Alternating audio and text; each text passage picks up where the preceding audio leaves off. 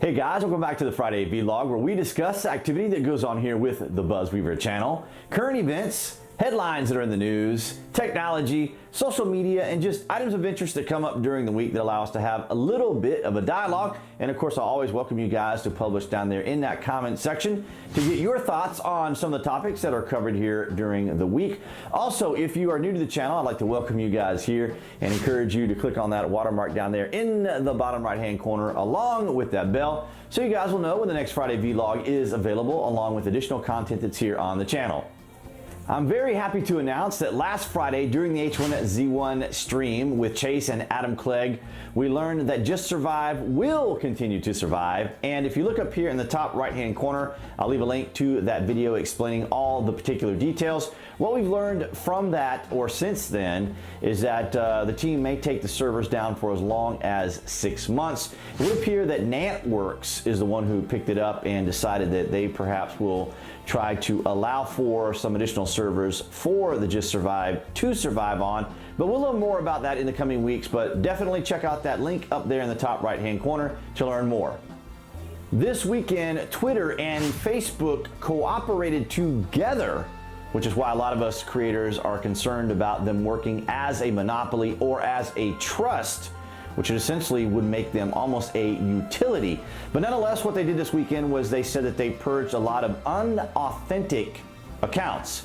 So we're going to assume that these are bot accounts, dupe accounts, and or also in Facebook, you have the ability to manage various accounts, and it would appear that individuals were becoming managers on as many as 10, 20, 30 accounts, and then they were gaming the system with likes and other techniques. And so basically it was essentially just kind of spamming the servers there at Facebook and or spamming accounts, and perhaps people were issuing complaints. But I would argue that a lot of these types of maneuvers are a result of the midterms coming up, that these platforms are incredibly concerned that they may be targeted with additional negative publicity, that their platforms facilitated the outcome of an election. Now, as we mentioned before earlier in previous vlogs, there was only a small percentage really that affected some of the elections, but with the midterms coming up, it is hypothesized that any type of unusual behavior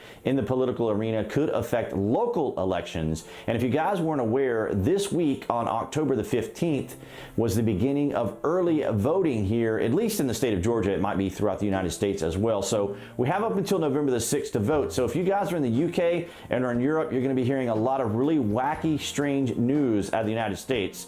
Very similar to what you heard about Elizabeth Warren and then Stormy Daniels and that whole thing. So we can probably continue to, you will continue to hear all these. We're very accustomed to that here in the States, but nonetheless, over the weekend, this happened with Twitter and Facebook, which is a little concerning, as it did catch up some individuals who weren't involved in that type of activity. There was I think it was a veteran from the Iraqi war, or Iraqi veteran that was caught up into it. He had his own little site that promoted veterans and helped out veterans and contacts and helped with donations and fundraising and things like that. He was affected. That was an article that I saw this week, and so hopefully he'll be able to get his account restored. But nonetheless, that was a huge purge this weekend, and it did target a lot of individuals on the left. I know that we often hear that it is conservatives or individuals on the rights or even moderates that are targeted sometimes by these types of activities, suspensions, deplatforming, and other things. But nonetheless, yeah, it did. They caught up quite a few of individual sites that were considered leftist and extremists. So nonetheless, we'll have to keep an eye on this to kind of see how this is going to affect just the platforms in general and even the election, which I don't think it's going to do much of. But nonetheless, we'll keep an eye on it and we'll see what ends up happening. On Tuesday, October the 16th at about 9:35 Eastern Daylight Time here on the East Coast, YouTube crashed. And when you were able to get an error message, it was the 503, which is the server-side service code, which means that you have no access to the servers there at YouTube.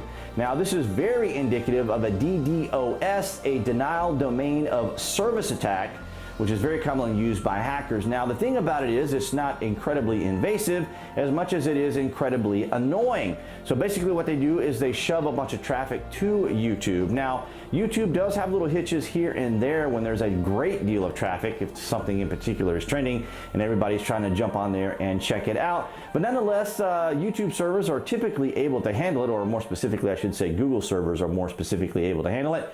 But nonetheless, that did happen on Tuesday, October the 16th, and we're continuing to monitor it to actually see if YouTube will come out and say that it was a DDoS. So we'll just keep an eye on that and see, and you can check the published section down below if there's some additional information for you in regards to what happened.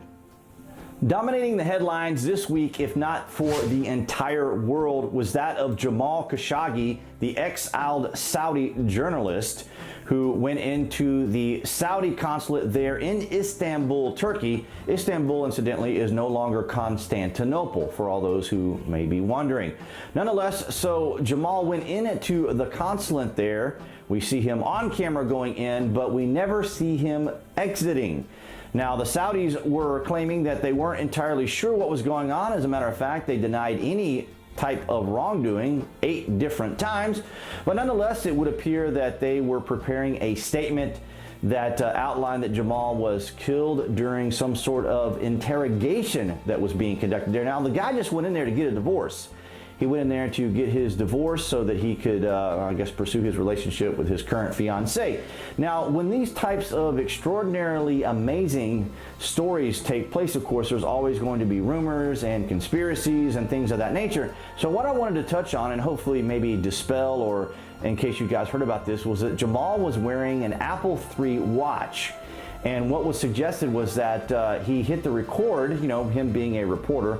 He probably wanted to be prepared with any type of content or wanted to document whatever activity he was about to be involved in. Now, that's questionable in and of itself. I simply framed it that way just to kind of lend it some sort of substance to it.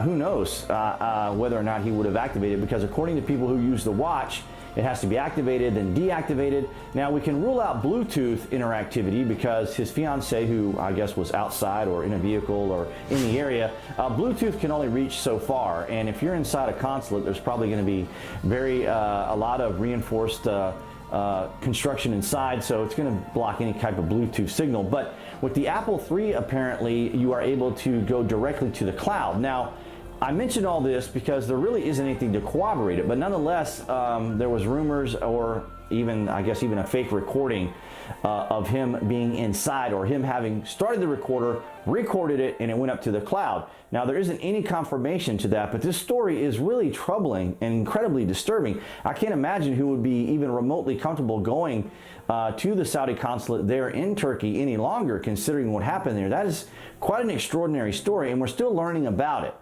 I think the best coverage and overall outline of what has all been going on is in the published section below. I'm going to give you a link to Al Jazeera. Now, despite the particular context of it being Al Jazeera, nonetheless, they give a very good outline of what transpired there. So if you guys want to follow it line by line and piece by piece, that is an excellent place to start. And that's going to wrap it up for this Friday vlog. Thank you guys so much for participating here on the channel and leaving those comments down there in the published section. And if you haven't already, be sure you click on that channel icon appearing right there on the screen to subscribe. That way you guys will know when the next Friday vlog has been uploaded. That is, of course, if you click that bell. So be sure you do that as well. Nonetheless, guys, I appreciate all your participation here on the channel, and I will see you guys next Friday.